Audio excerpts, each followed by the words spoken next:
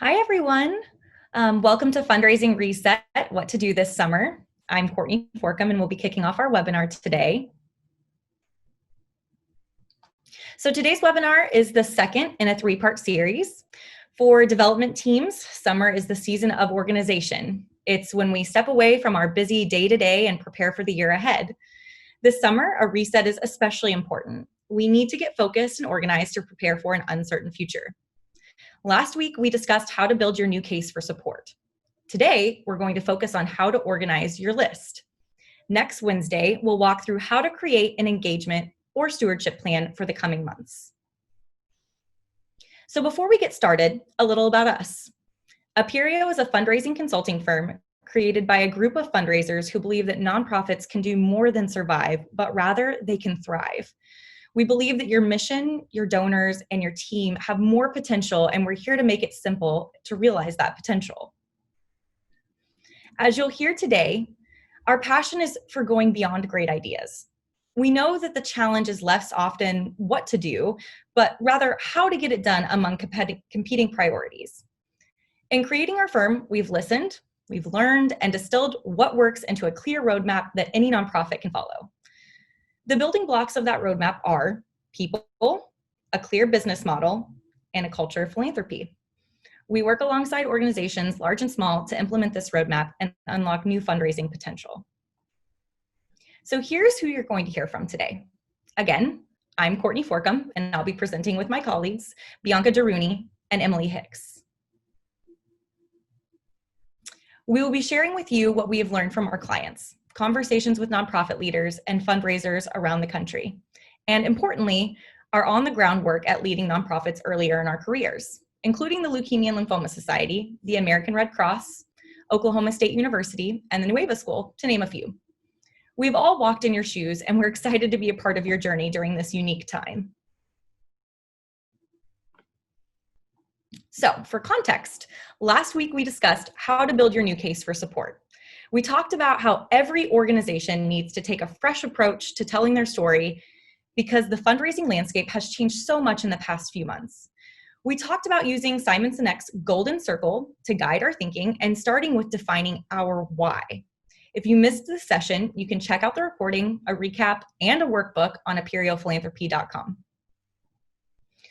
Today, we are going to focus on organizing our list. The question that we are really asking ourselves in this exercise is, who should hear our case for support? We'll walk through how to approach segmentation, how to identify high potential donors, how to prioritize high potential donors, and how to segment everyone else. As promised, we're going to get into the weeds a bit on the how, but we promise we'll keep it interesting. Our presentation will take about 45 minutes to an hour, and then we have 30 to 45 minutes for questions and robust discussion near the end. So a few housekeeping items. You may have noticed we are recording this session, and we will turn off the recording when we get to the question and answer section to protect your confidentiality. Everyone except the speakers is currently on mute, and we will give you the option to unmute during the Q&A. Feel free to go ahead and start dropping your questions into the chat as we go so you don't forget them. Some of you will hear our presentation today and think, no problem, a breeze. Or maybe you've already done this work and you're already on the next level, which in that case, congratulations. We would be more than happy to talk to you about advanced next steps. Others might feel like you want more detail and need to go at a slower pace. So rest assured, we have resources for you. If you feel confident about the process, but just want a little more detail on the steps, you can use the step-by-step guide that we will be sending to you following this webinar. We also offer a free 1-hour session to all webinar attendees to answer any questions. And honestly, many people use these sessions to talk through how to apply what we covered to their unique context. Finally, if you walk away feeling this is super important, but no one on my team has time to do this, you can also just have us do the work for you. We'll be sending around information about Summer Reset Package, which gives you hands-on support at a discounted rate. All right, let's get started, and I'm going to hand it over to Bianca. Hi everyone, Bianca here. As Courtney shared, we're going to start with the big picture. How do we approach segmentation overall? The place to start is to ask ourselves, why do we need segmentation? For example, you may already have organized your lists, you may have a way to approach your donors. Why do we need to refresh our approach to this summer? The reason is that we are not who we were a few months ago. The world is not the same, which obviously is stating the obvious, but the crisis that we're facing is not a temporary blip. It's something that's going to indefinitely and probably permanently change the way we work and interact with people. The second reason is your mission is not the same. Maybe you connect with a new audience in a new way. Maybe there's a new problem that's emerging that you're solving. And for many of you, the exact programs you do and the work you do, how you do your work has changed as well. And finally, your donors are not the same. It's important to realize that donors are people too. They have lived through all the same turmoil and all the heartache and all the frustration and all the breakthroughs that we've lived through in the past year. And so the way they think about the world and your mission and their role in it is really fundamentally different. So for all those reasons, we need to take a fresh look at everyone that we're working with through the lens of our opportunities and challenges today. The bottom line is that your database has more potential. While you may have heard from some donors that they're not in a financial position to give right now, or they're focusing on other causes right now, there are others who are out there who are looking for more ways to get involved. They just don't know about the opportunities that you offer. And while you may have canceled your events for the fall, there are plenty of donors who are still interested in giving directly to your mission. They just need to be engaged, inspired, and asked. And most importantly, as we shift to relationship-based fundraising overall as an industry, we're seeing that the additional potential has been there all along. I have spent my career working with fundraising teams across the country to kickstart relationship-based fundraising, and I have never met a database that didn't hold more potential. And that potential could be as much as 2 to 3 years of dynamic revenue growth just from thinking about and approaching supporters in new ways. And we are continuing to see this to be true as we work with folks on their pivoting strategy following the crisis. So when we talk to boards and new clients, a refrain that we often hear is, our database is stale. We need to acquire new donors. And this is certainly true for some organizations, especially if your organization is pretty new. But in our experience, the real need is to make investments in making acquisition or new donors more effective. What you'll notice, or most of our acquisition channel, most of our acquisition strategies rely on channels such as direct mail and special events and peer-to-peer and DIY.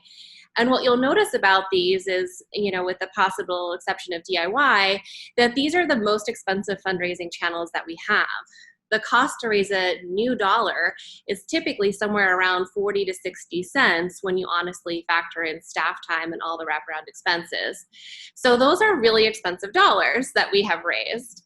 And unfortunately, then what happens is that we've acquired all these new donors, but then we immediately get focused on the next mail piece or the next event or the next fundraiser, and we overlook ways to bring those donors we've just acquired into the family in meaningful and sustainable ways. So the stats you see here show us what the impact of that is, that on average, nonprofits retain about 45% of donors year over year. And those are the donors where we're making the case for support in a way that helps them think about not only their first gift, but how their impact can grow over time as they continue to give. What that means is, of course, on the flip side here in orange, is that 55% of donors do not renew.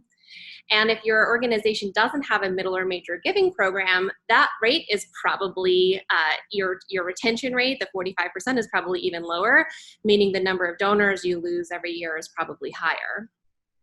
One example is when I was starting a major gifts program at a national organization, we analyzed just the retention rate on the $10,000 plus donors. And typically at that high end of the gift table, your retention rate is closer to like 80, 90, even higher %.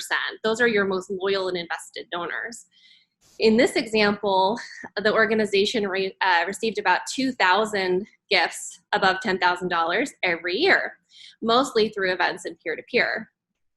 And of those, only 25% renewed the following year. So that means the organization was finding 1,500 new $10,000 donors every year. Not only is that an incredible amount of revenue lost, it also sounds just terribly exhausting, doesn't it? So clearly, retention is important. We know that it will never be 100%, especially when you have donors giving to events and peer-to-peer because a friend asked them or they feel obligated. But we also know that every percentage point increase significantly increases revenue and also reduces your fundraising expenses because the cost to raise $1 is much lower for retention than it is for acquisition.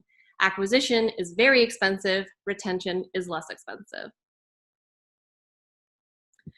So in case I haven't gotten you worried enough about this, our friends over at Pursuant have created a donor loyalty benchmarking study.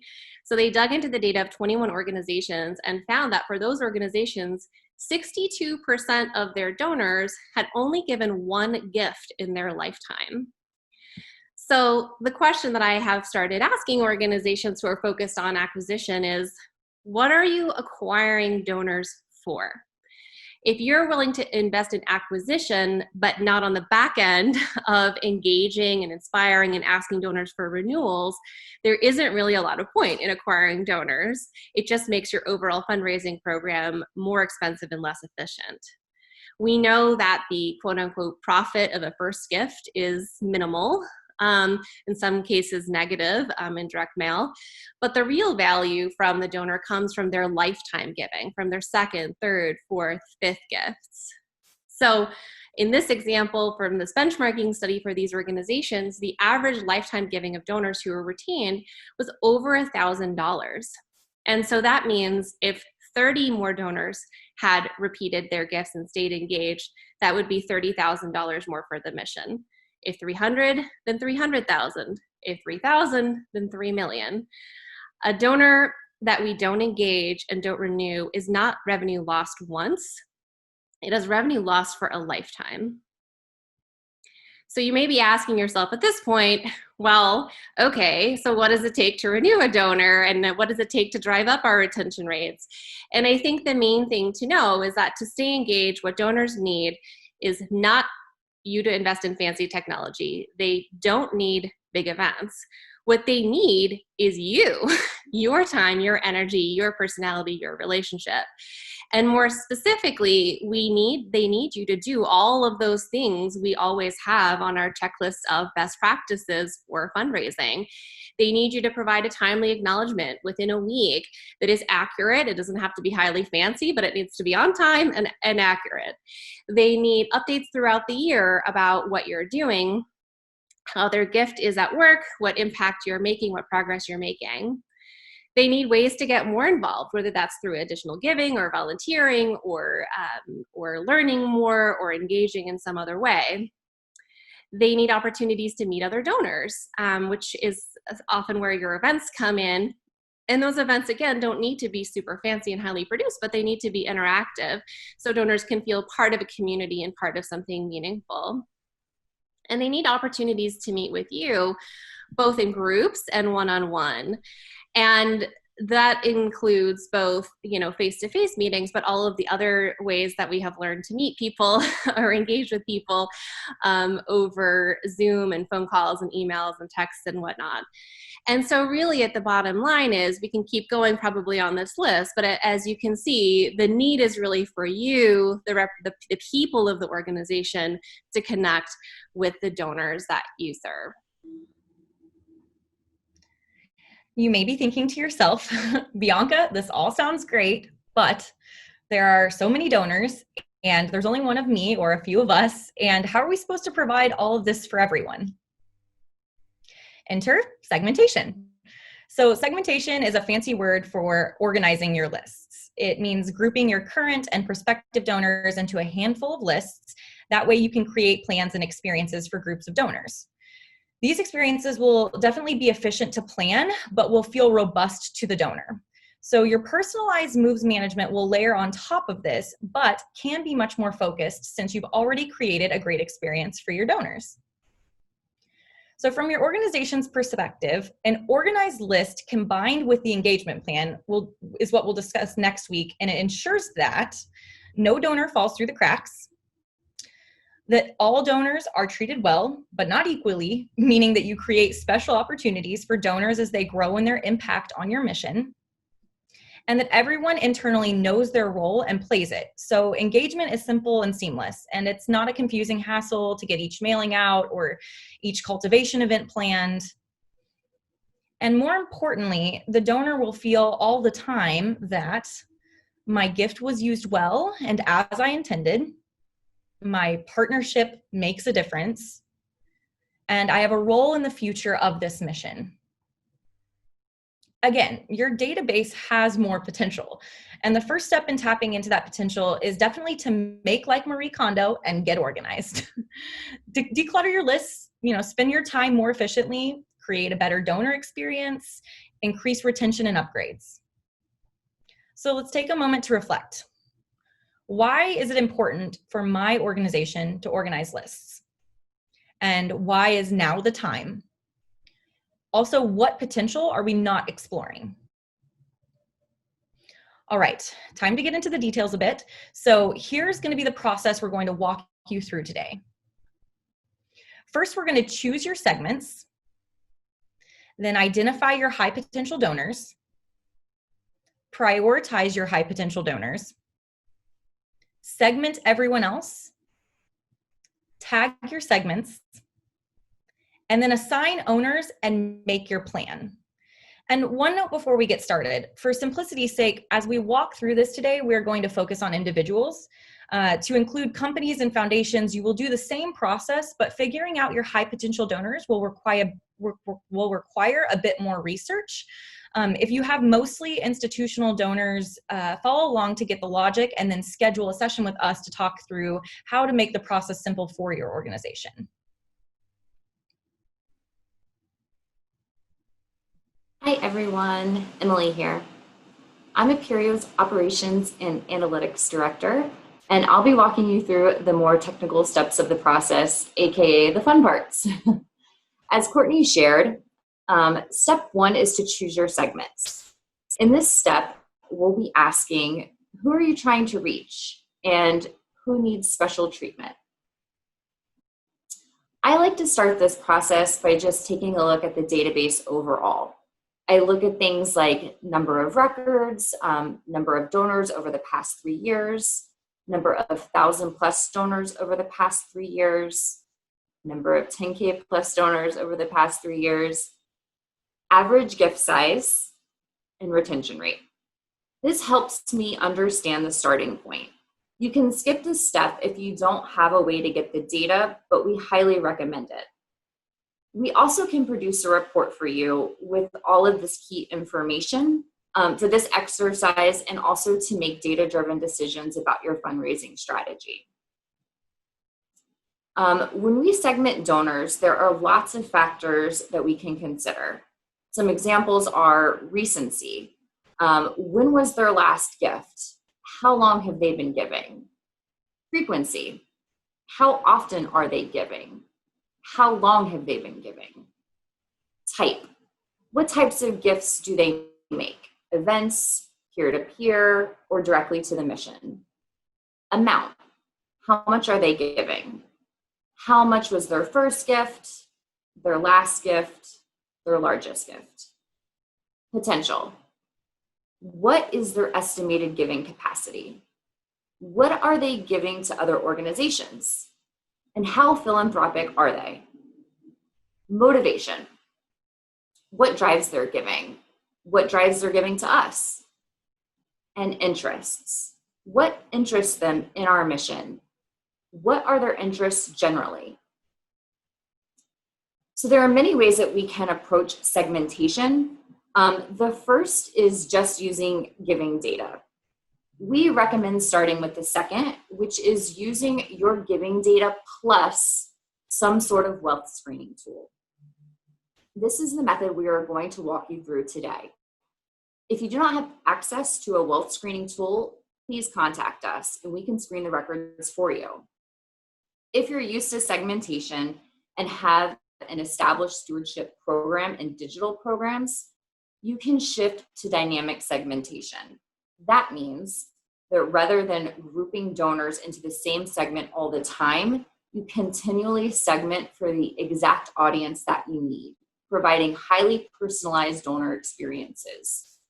Pursuant's Giving DNA platform is our recommended advanced segmentation tool. Okay, what I'm going to walk you through is the most simple form of segmentation that we believe every organization should do. In this method, our core segments are high potential donors, middle donors, sustainers, and general donors. And you can split your general donors into 3 categories: active, lapsed for 12 to 24 months, and lapsed for 24 plus months. The first 3 categories are segments that you should tag in your database. Everyone who is left over is a general donor, which you can segment in real time based on the last gift date as needed. Typically, we don't invest a lot of time or resources into the last segment. Beyond these segments, we know that there are other special groups in your database, such as board members, board alumni, COVID donors, people with planned giving potential, event supporters, people with special mission interests, and people with special geographic interests. These you can layer on once you have finished your core segmentation. Typically, these are defined using attributes or constituency fields in your database. The most important thing to understand is that every donor belongs to one of the core segments. Every record in your database falls into one of these groups. These are mutually exclusive categories, meaning that they only belong to one. It is not possible to run an efficient engagement program without this baseline level of segmentation. Some donors will also belong to a special group. Donors can belong to more than one of these or none of them. We strongly recommend at least tagging your board members, your board alumni, and your COVID donors as soon as possible.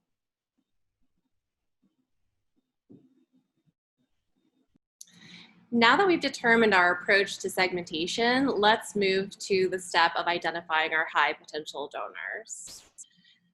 The question to ask is, why are we starting here? Why start with high potential donors? And the reason is my favorite 80-20 rule.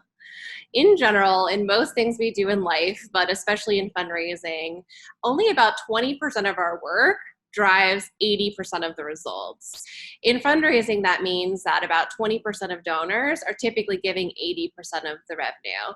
Depending on where your organization is in your growth stages, this may be even more concentrated or not quite approaching that yet. But in general, what we can assume is that we should be spending 80% of our time, which calculates to 4 days per week, focusing on that top percentage of our donors, which is usually about 20%. So for that reason, high potential donors are our first segment to identify, and we'll spend most of our time today talking about them. So when we are identifying our high potential donors, we're asking ourselves the following questions. 1, who are those 20% of donors to focus on? And 2, where are the biggest growth opportunities in our database? The first step is to determine how many donors we are looking for. High potential donors that we identify are going to require super special treatment. So we're only going to identify as many as we can effectively manage. Our recommendations just appeared on the screen here in terms of what those numbers could look like. For a full-time major gifts fundraiser, we recommend a portfolio of 150 high potential donors. If you are an institutional giving fundraiser, maybe your accounts are a little bit more complex, we're looking at more like 75 to 100, though if you're just starting out, you may want to also start with that 150 and whittle it down. If you have a blended role with any kind of non-frontline responsibilities, you manage volunteers, you're planning cultivation events, you're doing your middle giving, anything like that, you really aren't going to be able to manage more than 25 to 50 effectively, because we know that major gifts tends to be the one thing that falls off of our plates first. For CEOs and CDOs or EDs or VPs or whatever those titles are, people who have management responsibilities, we recommend no more than 10 to 20 donors in their personal list that they're responsible for. They're, of course, going to be involved in relationships with all of the top donors to some extent, but their portfolio, this list of 10 to 20 is who they're really going to focus in on, know the strategy for, make the strategy for. So before we start identifying donors in your database, think about how many can we actually effectively manage. So do the math, come up with your total, and keep that number in mind. So next we'll start talking about who we're looking for. So there are sort of two schools of thought on this.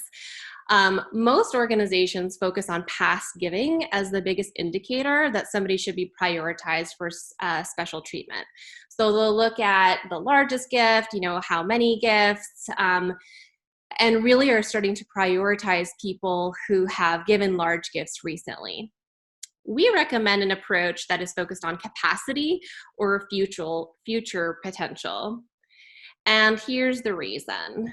In our experience, in most donors and most databases, there is a pretty substantial gap between people's current giving level and their real capacity. And that gap is your growth opportunity, your best growth opportunity.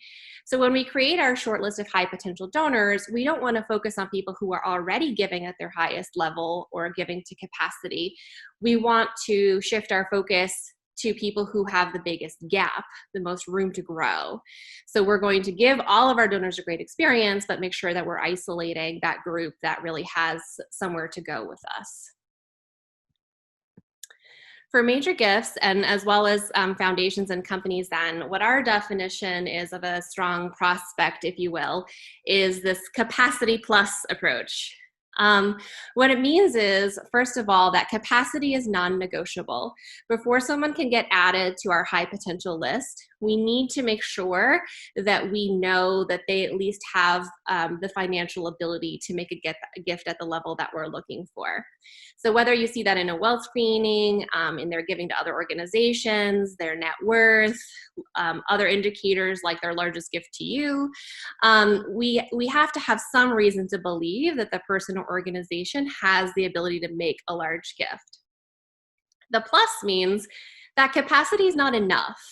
Just because you have money doesn't mean you want to give it away, and just because you want to give it away doesn't mean you necessarily want to give it to this particular mission. So the more items we have in that plus column, really the stronger the prospect is once we've cleared that capacity bar. So what our process is going to walk you through is how to create a great shortlist based on capacity alone. So we are kind of raising the bar.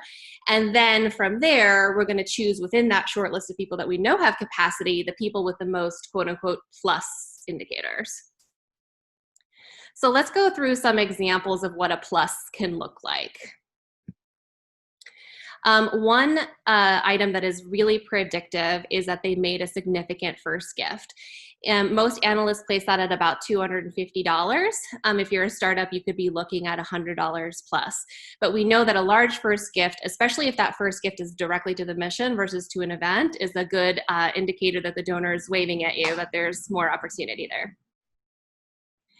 The second, and this is particularly important if you're in the major gifts or major institutional giving space, is that they actually already are philanthropic.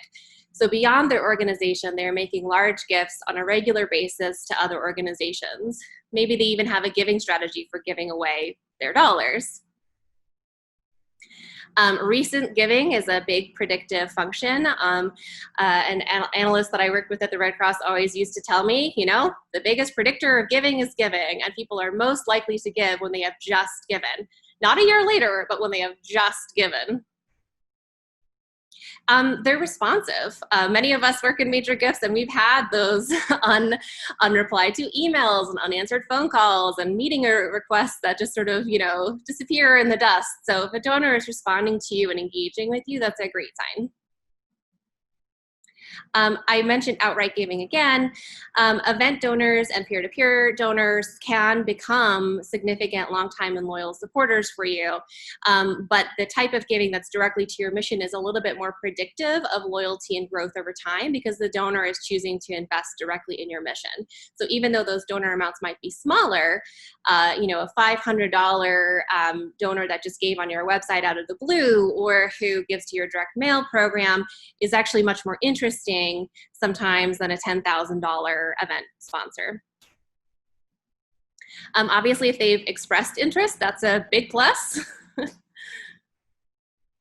If they have a mission connection that you know of, that is a great asset as well. And here, I don't mean mission connection in the very literal sense that I sometimes hear, like, if I work for a diabetes organization, then they have to have diabetes in their family for that to be a mission connection. No, think broader than that. Are they giving to healthcare? Are they looking at children's issue? Are they interested in community wellness?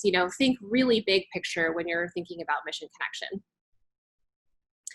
Community connection is a big one too, since we were talking about events a few seconds ago. Often one of the biggest payoffs from our events is that they become little communities in and of themselves. That the same people attend every year, and the same committee members, the same volunteers. And really, even if people don't have a direct mission connection to you, that community connection and camaraderie becomes the mission connection. And there are ways to translate that into growing and loyal giving to the event and beyond.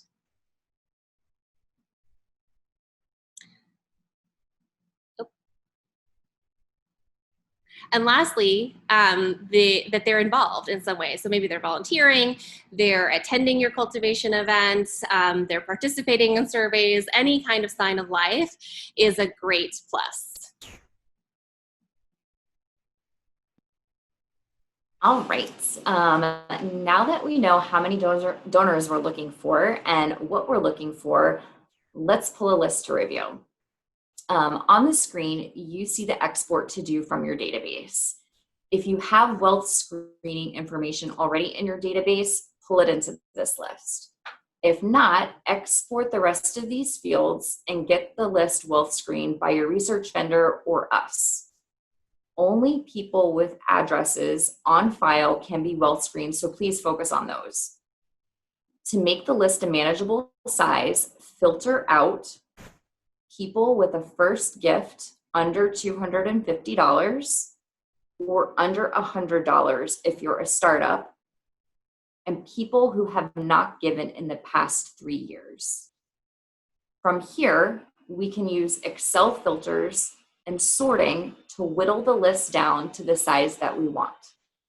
Our step-by-step guide will show exactly how to do this.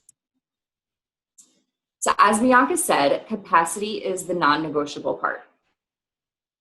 So first, look at your wealth screening results. I showed here the rankings that WealthScreen uses. It's called Gift Capacity Range. Wealth Engine's ratings are for 5-year gifts. So I've done the math here for you, and this is what a 1-year gift looks like. All right, we're now going to select the categories that we're interested in. We recommend making your cutoff a bit higher than your major gift level for 2 reasons. Number one, wealth screening tools are a bit optimistic about how much people are willing to give away. And 2, it's rare that you'll be someone's only charity. So, for example, if your major gift level is $10,000, look at people in the $20,000 plus per year category.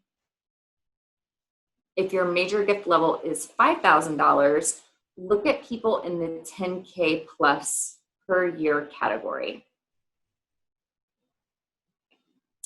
All right, now look at how many people you have left. Compare it to the goal list size that you came up with first. So for example, if you have 1 fundraiser and 1 executive director, I'm looking for 170 high potential donors. 150 for your fundraiser and 20 for your ED. Once you do the capacity step, there may be 350 names on your list to consider.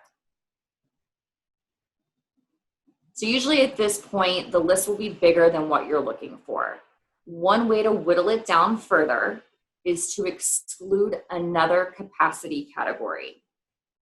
You can also start isolating people with the most plus factors, such as people whose first or last gifts are not event related. As we mentioned, people who give directly to the mission have a higher probability of renewing, and people with the highest number of lifetime gifts. You can do using filters, or you can do this using filters, or if you know your donors well enough, you can actually do this manually.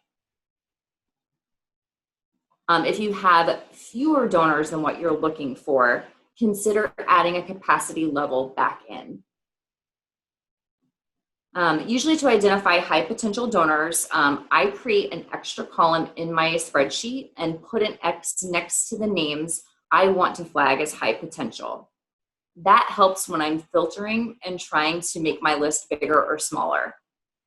Once I've arrived at the list size that I want, I cut and paste my high potential donors into a separate tab or a workbook so that they don't get mixed up with the rest of the list for the next steps. At this point, you can also add the name of the staff person who will be responsible for this donor as the relationship manager. So if my ED is going to manage a list of 20 donors, he should be listed as the relationship manager next to 20 names. And one thing to note is that the relationship manager is not necessarily the one who is doing the relationship building.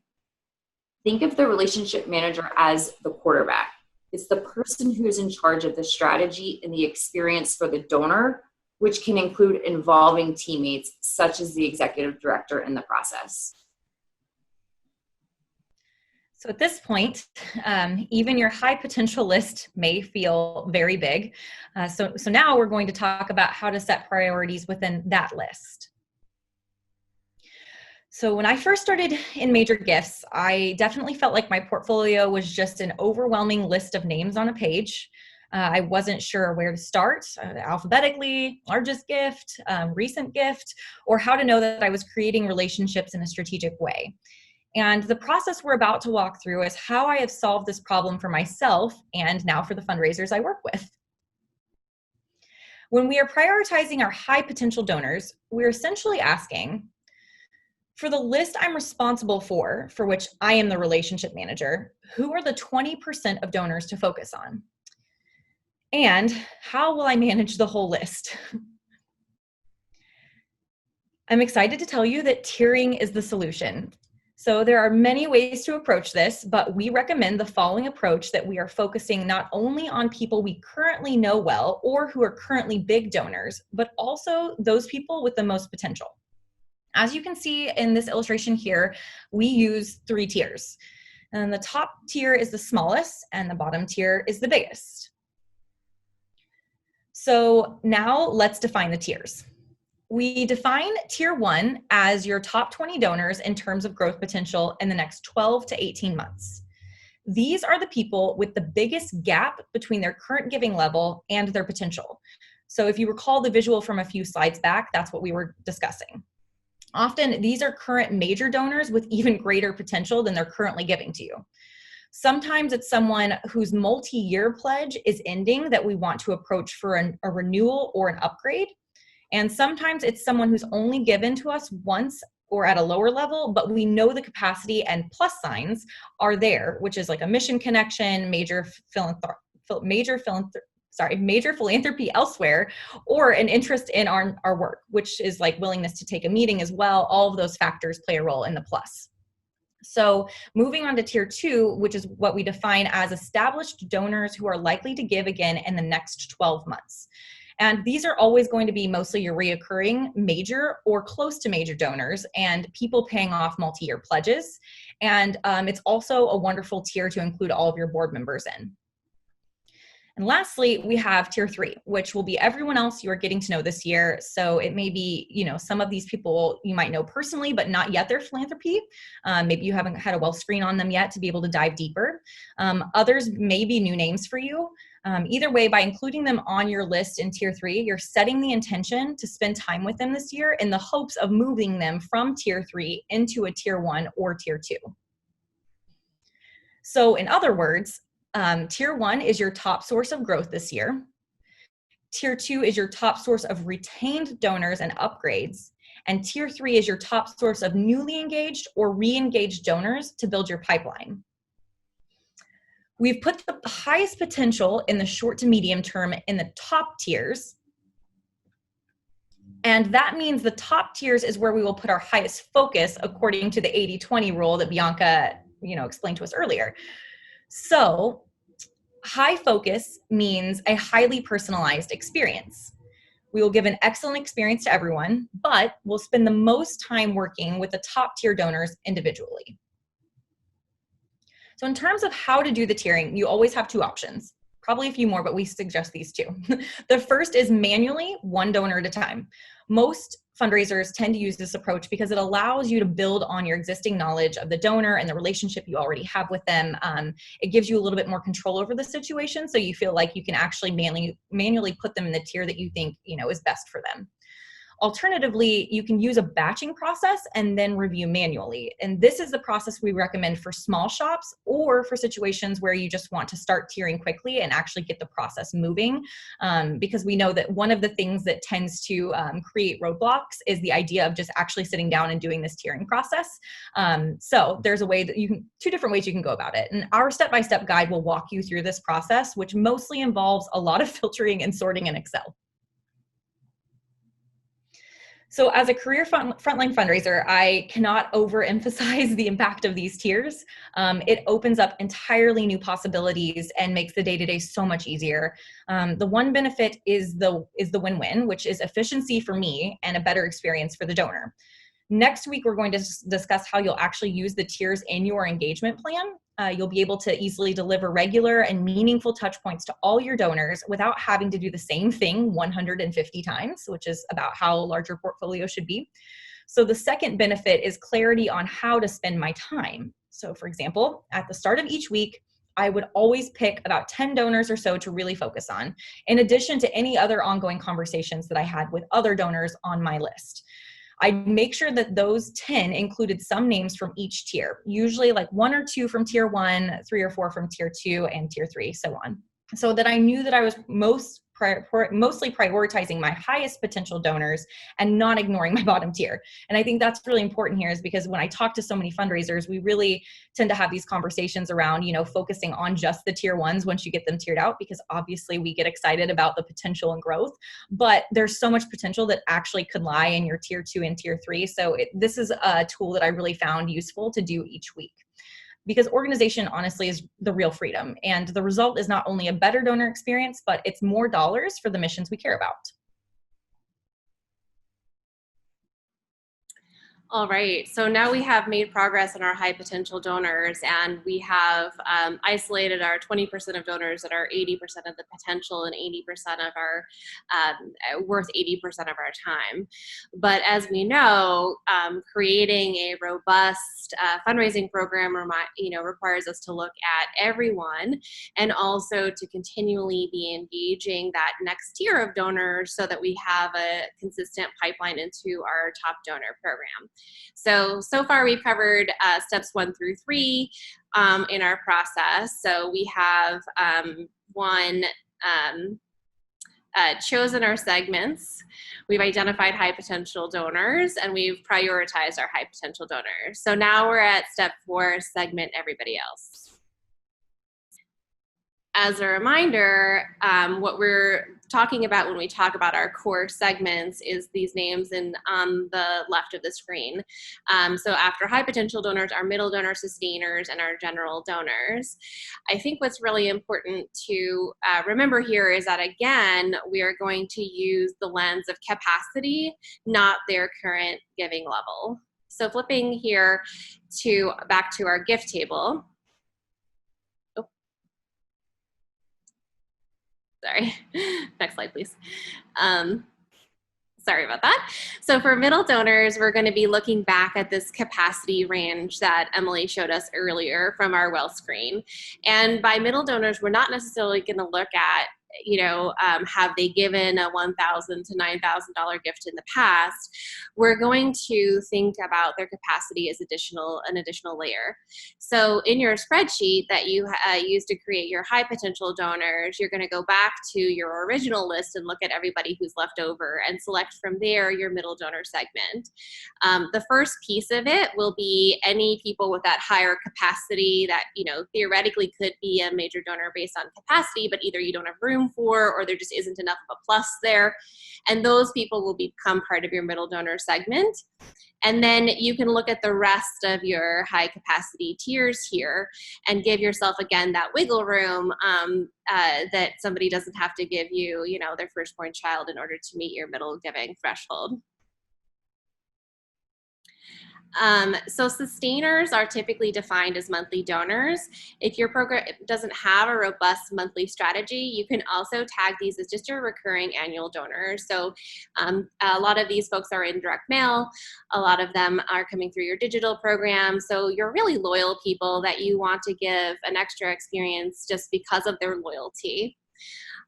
Middle donors and sustainer donors will be tagged in your database as a segment to make it really easy to pull lists of them. And you'll also need a process, obviously, for adding new ones to the list as those donations come in. The last segment is pretty easy. It's everybody else.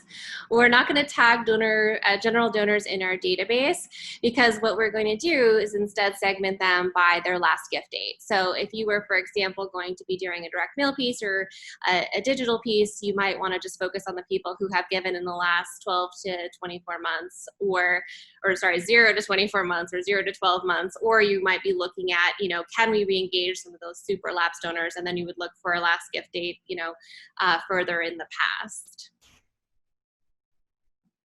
And then, so the key thing here is, again, the first step is to finish all of your core segments so that everybody in the database belongs to a group.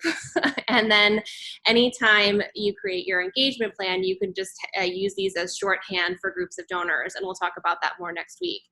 When it comes to the special groups, like your board members, alumni, COVID donors, I recommend definitely doing board members and board alumni right off the bat. And you'll notice, of course, because this is a special group, they're going to belong to one of those core segments, and they're going to have this additional attribute of being a board member or board alumni.